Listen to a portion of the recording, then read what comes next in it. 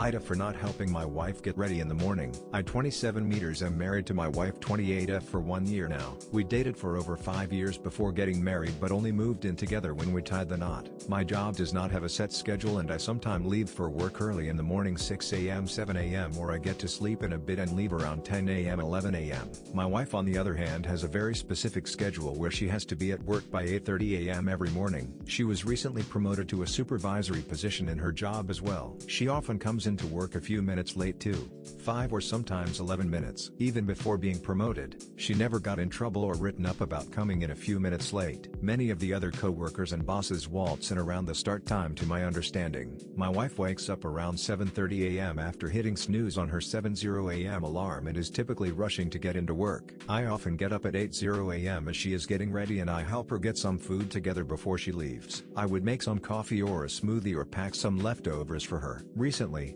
I didn't feel like getting up even though I knew she was rushing as usual to try and not be too late. I was just tired. No special reason. She got pretty mad about this and said, "Why do I even have a husband if you aren't going to help me? You know I need help in the morning." Being more non-confrontational, I didn't respond to this. She later texted me that she was angry at me because I made her more late and she had a meeting that morning she had to get to. What irks me is when I am leaving earlier than her on some days, she stays in bed and doesn't even try to help me get ready. Granted, I don't eat breakfast, but it feels like my help is now an expectation and not something she is grateful for. In anticipation of questions about our relationship since moving in, she does all the cooking because I can't cook. I wash the dishes and we both clean the house together and do laundry together. We have one cat and no kids yet.